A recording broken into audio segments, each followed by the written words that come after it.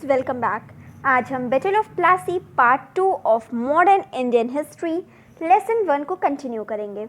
हमने अपने last video में economic importance of Bengal and the reasons for the conflict between Sirajuddaula and the English East India company को देख लिया है। हम यहाँ तक पहुँच चुके थे कि कैसे कॉन्फ्लिक्ट शुरू हो जाता है between Sirajuddaula and the English East India company. और लास्टली हमने देखा था कि सिराज ने कैलकटा में फोर्ट विलियम को कैप्चर कर लिया है और उसे अपने अंडर कर लिया था। तो चलिए आगे बढ़ते हैं। अब आगे हम देखते हैं कि English East India company that is Britishers सोचते हैं कि उन्हें कैलकटा को कैसे भी करके वापस रिकैप्चर करना होगा। तो अब इसी रिकैप्चर करने से रिलेटेड हम एक इंसिडेंट देखते हैं that is black hole tragedy. तो चलिए आप देखते हैं आखिर ये ब्लैक होल ट्रेजेडी क्या है। तो सबसे पहले ये जानते हैं कि जो ब्लैक होल ट्रेजेडी है ये किसके द्वारा नरेट की गई है या फिर किसने ब्लैक होल ट्रेजेडी के बारे में बताया है। ये जो ब्लैक होल ट्रेजेडी है ये हॉलवेल के द्वारा प्रस्तुत या फिर बताया गया है, आप जो भी कह सकते हैं। प्लीज़ इसे याद रखिएगा कि black hole tragedy is narrated by Holwell. अब देखते हैं आखिर इनका क्या कहना था, ब्लैक होल ट्रेजेडी क्या थी। जज जे हॉलवेल कहते हैं कि Siraj, after capturing the Calcutta and Fort of William, arrested some British officers, including a woman. So he says कि total 146 लोगों को prisoner बना लिया गया था फोर्ट विलियम में सिराज की आर्मी के द्वारा। उसमें एक इंसान ये भी थे, I mean he was among 146 prisoners. उसके बाद ये कहते हैं कि उन 146 ब्रिटिश लोगों को 22/14 के कमरे में रखा गया था रात भर, जिसमें कहीं से भी वेंटिलेशन की कोई भी जगह नहीं थी। और जब नेक्स्ट डे रूम का दरवाज़ा खोला जाता है तो उसमें से मैक्सिमम लोगों की डेथ हो चुकी होती है ड्यू टू सफोकेशन, क्योंकि वहाँ पे वेंटिलेशन नहीं होता, जिसकी वजह से उन्हें काफ़ी सफोकेशन फेस करना होता है और हम देखते हैं काफ़ी लोग की डेथ हो जाती है।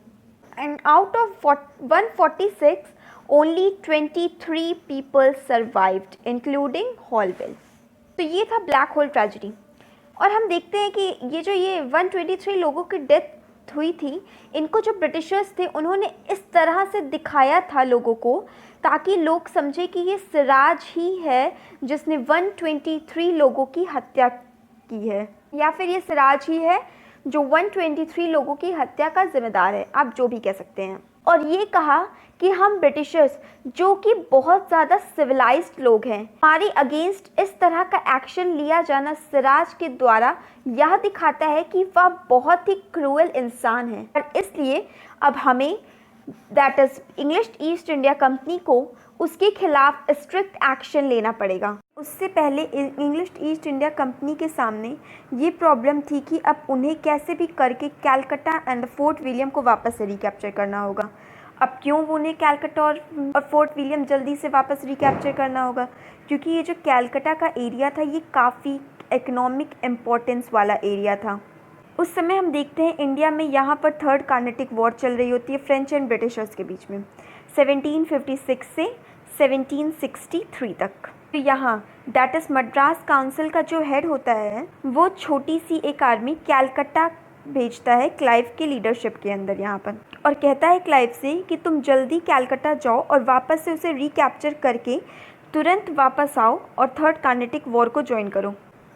Clive as per the instruction Calcutta जाता है और सोचता है कि अगर वो नवाब के खिलाफ अभी वॉर डिक्लेयर कर देता है तो हो सकता हो कि ये जो वॉर है वो काफ़ी लंबी चले, इसलिए वो चालाकी लगाता है और सोचते हैं अब हमें कुछ ऐसा करना पड़ेगा कि सांप भी मर जाए और लाठी भी ना टूटे।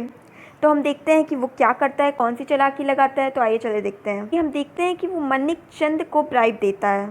अब मनिक चंद कौन होता है?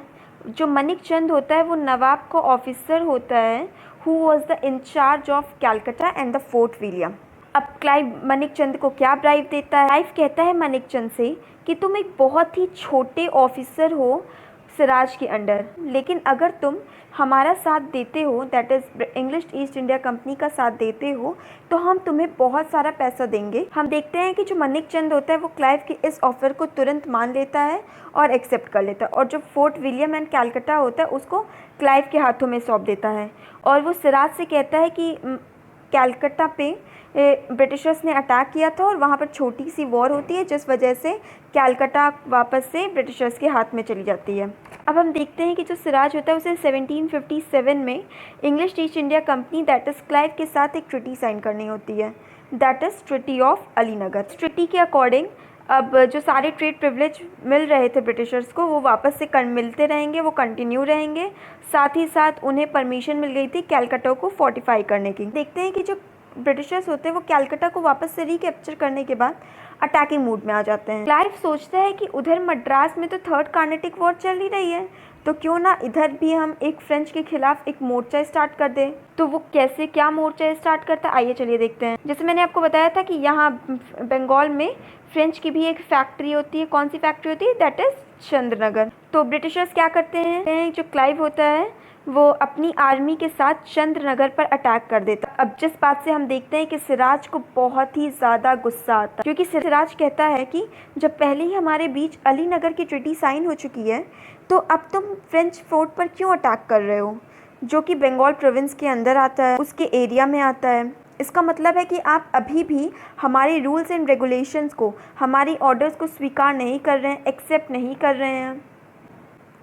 और हम देखते हैं वो अपनी जो नाराज़गी होता है उसको ब्रिटिशर्स के खिलाफ व्यक्त करता है।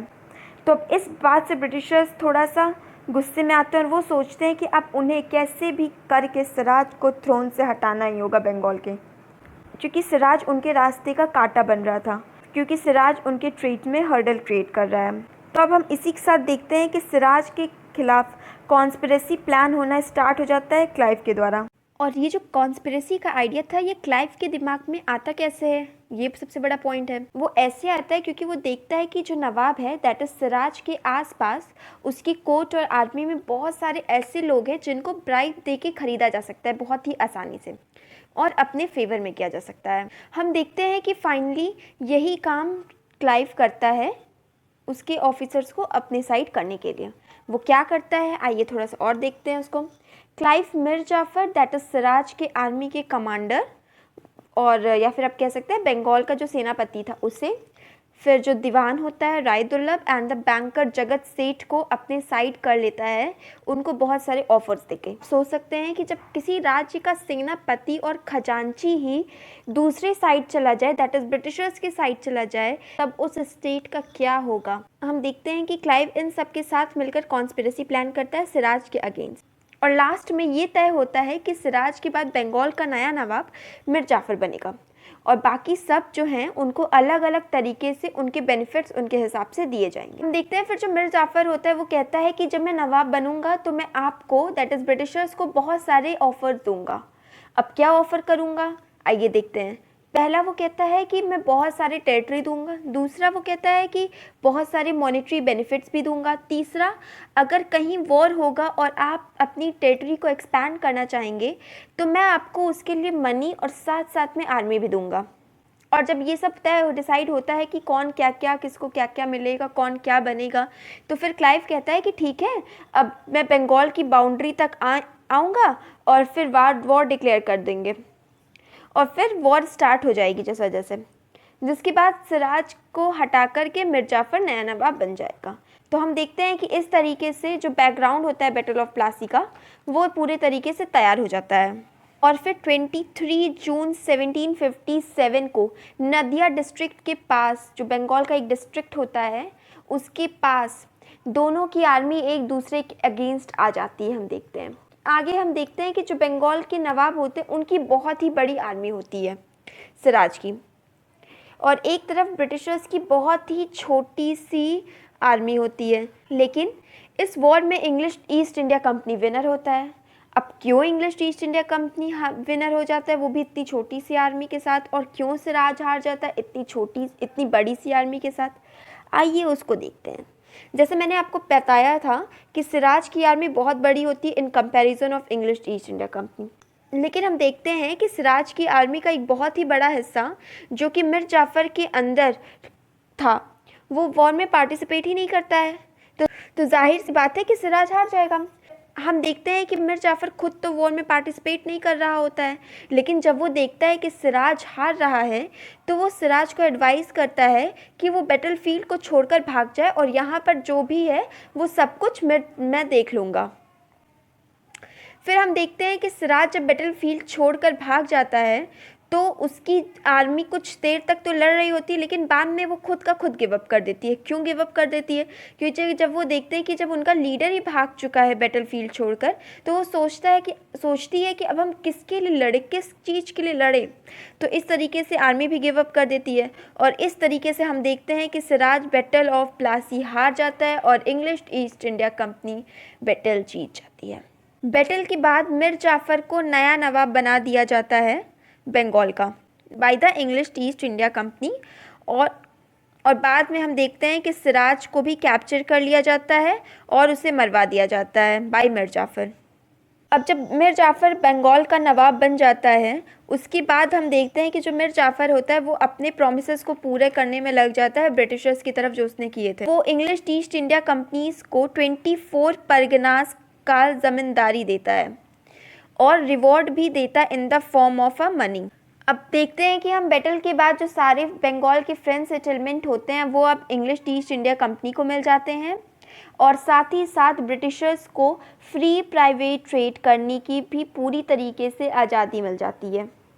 सो ये था बैटल ऑफ प्लासी के बारे में। I hope that you love the video. If you found it informative, please like, share and subscribe the channel. Thank you.